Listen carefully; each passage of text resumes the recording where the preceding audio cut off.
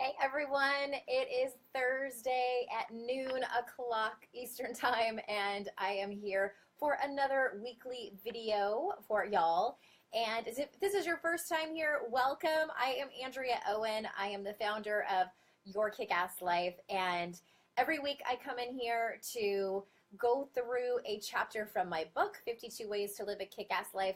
This book came out a few years ago, but I love going through chapter by chapter to talk to you about all of the different 52 topics that are in this book.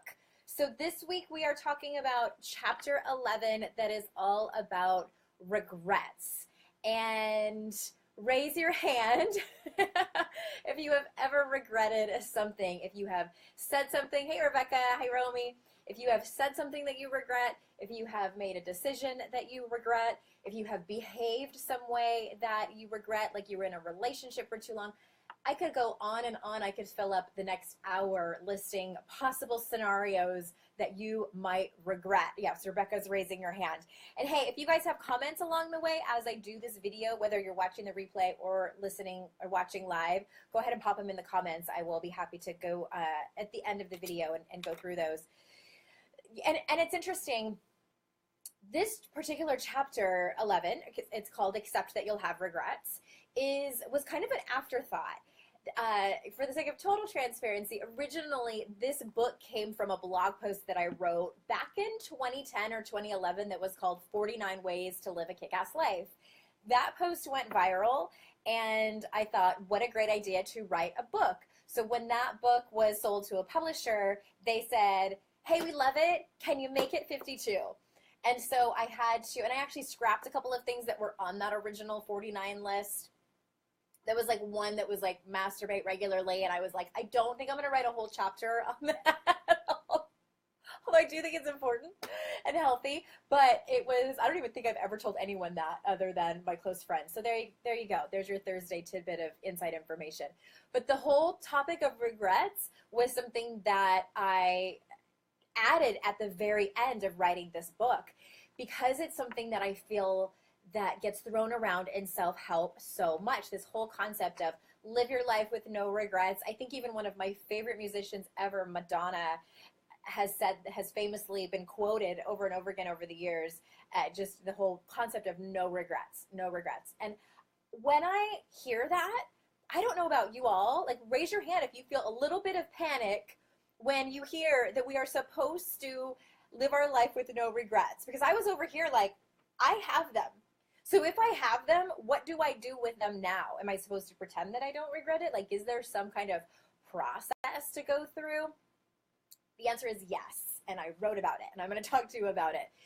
So the way that the chapter starts and the story that I tell, which is one of my greatest life regrets, is that when I was in my early 30s, I had gone back to school to finish my bachelor's degree.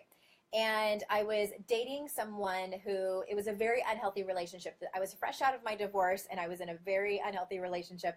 I was still in denial at that point. I hadn't fully accepted that it was a relationship I needed to get out of. But during that time, I had the opportunity to go study abroad in Australia. Australia was a place that I'd always wanted to visit. And it was at a time, this was before I had children. I was essentially single, and it would have been a great time for me to go, even if it was just for one semester. My student loan would have covered it. There was even a scholarship that I qualified for part of the money. And my boyfriend didn't want me to go. And so I didn't go. And I remember being so pained by that, like kind of knowing my intuition that I should go, but I was not in a very good place. So I made the decision. I did the best I could at that time, which I didn't have a whole lot of great tools, and I did not go. So that's one of my great regrets. If you have one that you're willing to share in the comments, I would love to hear about it. It could be something small, it could be something really big, but I believe that we all have them. So I have this sort of step-by-step, it's not really a step-by-step process, but it's a handful of things to think about and to do, to take action on, to help you move through actually having the regrets. Because if you don't, you might end up sort of like living in this world of feeling guilty about it, or maybe ashamed about it, beating yourself up over it, it can really affect your day-to-day life and as well as the decisions that you make in the future. So the very first thing I talk about in the book is to grieve it. Maybe it was a big one that you didn't tell someone something important before they passed away. And maybe you passed up a job opportunity that now you see, or you passed up on buying some stocks or something that could have made you a boatload of money, or a new job that you passed up on that you see now could have ended up having a huge positive trajectory on your career. And my whole point is to take time to grieve it. If you are really angry about it, write letters about it. The whole point is to get it out, because if you're just stewing on it and just thinking about it, then that might keep you stuck. So when I say grieve, I mean feel all the feelings that are around it. If you are upset in any way, if there are tears that feel like coming, by all means, let them come out. Your body needs to expel these feelings that are wanting to come up, because if we don't let them, they don't go anywhere, and they just stay in your body and can come out in all these different ways that I won't get into now, because that's a whole nother topic. But the point is to grieve it, or maybe it's not grief, be angry about it, and put a container around it. So I'm not saying, go ahead and grieve that for the next 12 months, because I do think that when you let the process happen, it happens faster. I joke that grief to me feels like someone knocks on the door that I don't want to come in, and if I try to not let them in, it turns into like this dirty street fight that ends up being way longer than it needs to be, and grief ends up winning anyway. Or if I just let them in and I'm like, all right, fine, come in and sit down in the living room, they end up not staying for very long. And it's not that it's pleasant, I wouldn't necessarily say that, but it's not as unpleasant as I make up it's going to be. It's the same way with processing your feelings around your regrets. So the second kind of tip or tool that I have is to learn from it. You have most likely learned a lesson from whatever you regret. I have always found it so helpful to make peace with something when I think about what I learned from it, or the gift in all of it. That's a very generic coaching question. What's the gift in all of this?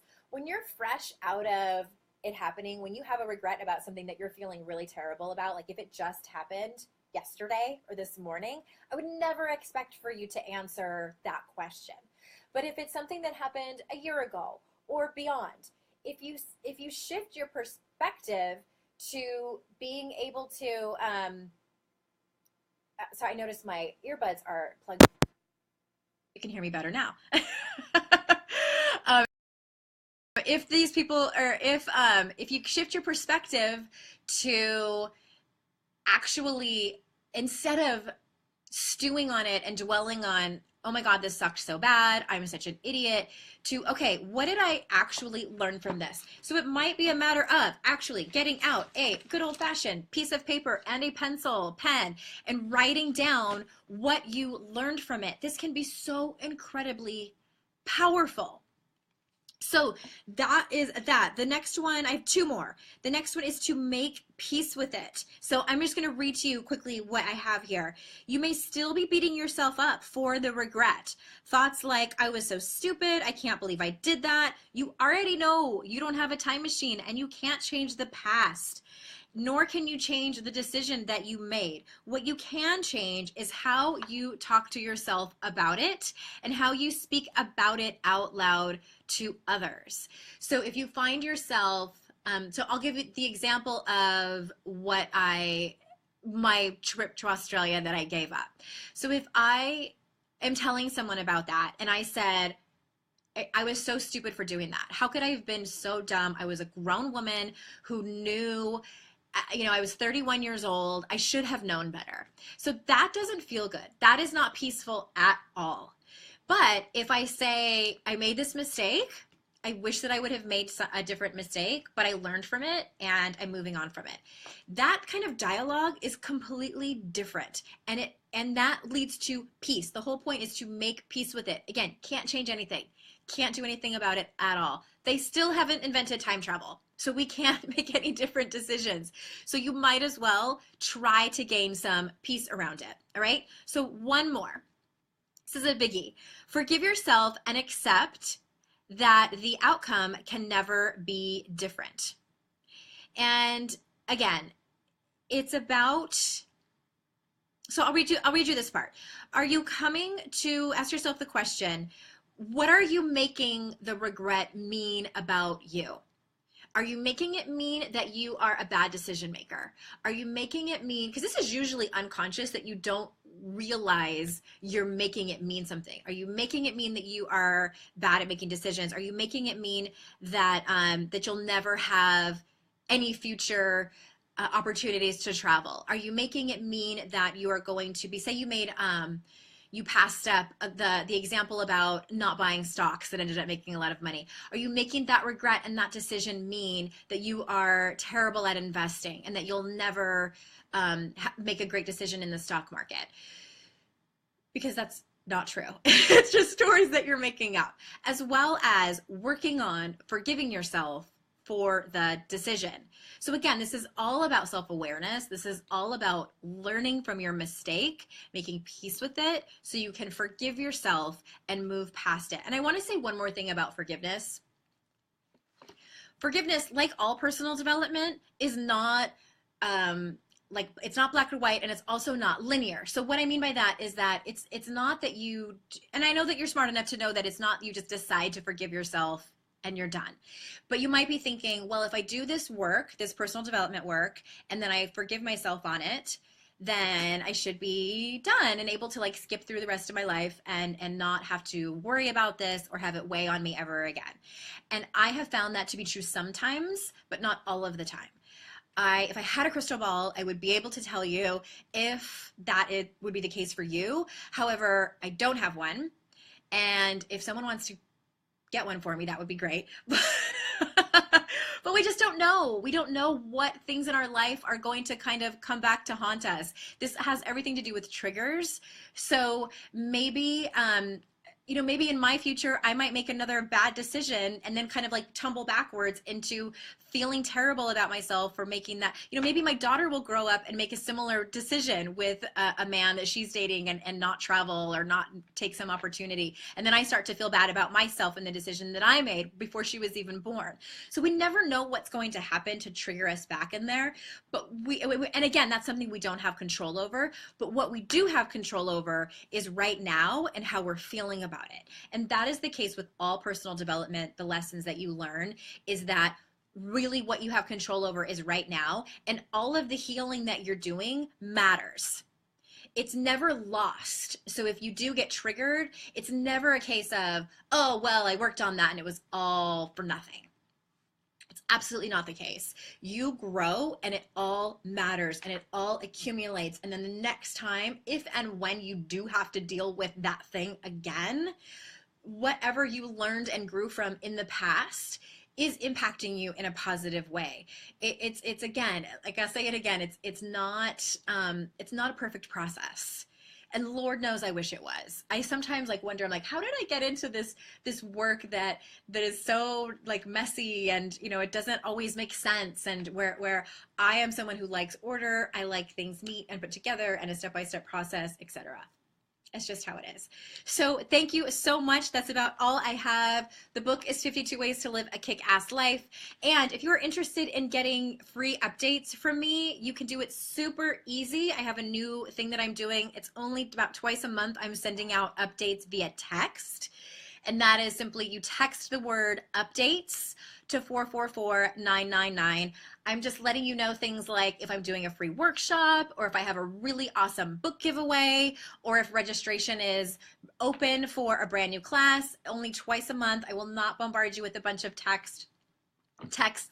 Again, that's just text the word updates to 444-999. And I think that's it. I will see you all next time. Thank you so much for being here. Oh, wait, didn't see the questions. Okay, so I'm going back to the questions. Rebecca and Romy are here. Thank you so much.